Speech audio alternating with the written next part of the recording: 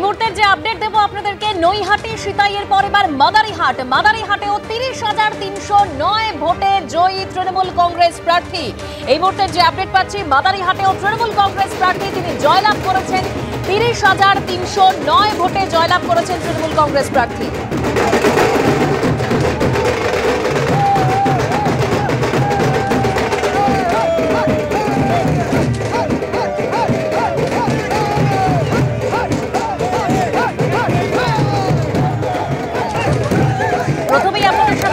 নৈহাটি 48,912 ভোটে জয়ী তৃণমূল কংগ্রেস প্রার্থী সনদ দে।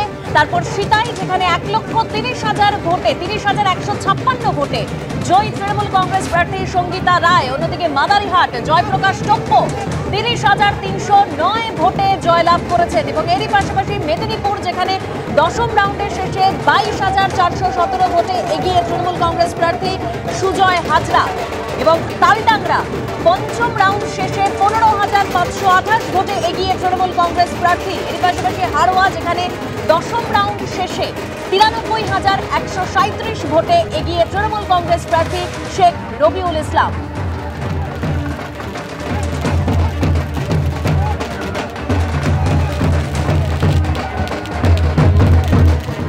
আলোচনায় আসবো। প্রথমে মধুজার কাছে যাবো। মধুজা, একেবারে মানুষ আবারও সেই তৃণমূলের ওপরই ভরসা রাখলো, অর্থাৎ যেরকম তৃণমূল বারবার বলে আসছে যে উন্নয়নের উপর ভরসা রেখেছে মানুষ, মমতা বন্দ্যোপাধ্যায়ের উপর ভরসা রেখেছে। আমি না ওই একটা কথা একটু বলছি, সেটা হলো যে অনেক রকমের সমীক্ষা তো হয় ভোটকে ঘিরে। আমি বলছি এই ভোট এখন হয়ে গেছে, রেজাল্ট বেরিয়ে গেছে।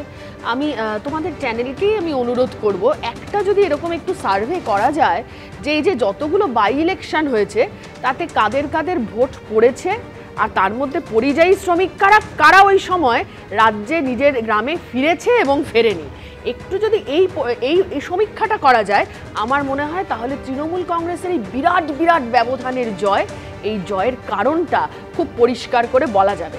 এক, দুই হচ্ছে যে আমি আগেরবার বলার সময় বলছিলাম কি ঘটনা ঘটেছে আমরা সবাই দেখেছি। এই আরজিকর কাণ্ড নিয়ে এই আরজিকরকে ইস্যু বানাচ্ছে কারা, রাজনৈতিক ইস্যু বানাচ্ছে কারা, প্রশাসনকে রাজনৈতিক দলের সঙ্গে যারা গুলিয়ে ফেলে তারাই বানাচ্ছে। আমরা দেখেছি তো যে বিনীত গোয়েলের দিকে আঙুল তুললে পরে মমতা ব্যানার্জির গায়ে লেগে যাচ্ছে। আরে আরজিকর আমাদের যন্ত্রণা, আরজিকর কোথাও ইস্যু নয়।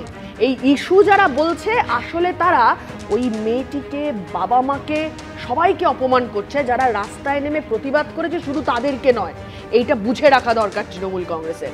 আর আমার আরেকটা এই প্রশ্নে শেষ কথা যেটা আমি বলতে চাই, সেটা হচ্ছে যে নির্বাচনের ফল দেখুন হবে, নির্বাচনের ফল সবটা একরকম এজেন্ডায় হয় না, এ আমরা সবাই জানি।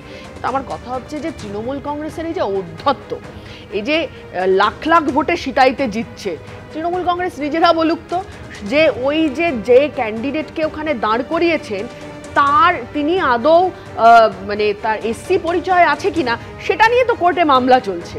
সেই কোর্টের মামলা তো এখনো খারিজ হয়নি, নির্বাচন কমিশন দিয়েছে।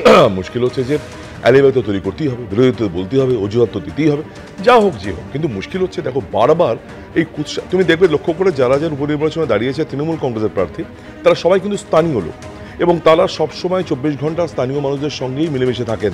বাইরে থেকে কাউকে টপকে এনে প্রার্থী করা হয়নি, সবাই স্থানীয় লোক যারা তৃণমূল কংগ্রেস এবার দাঁড়িয়েছে।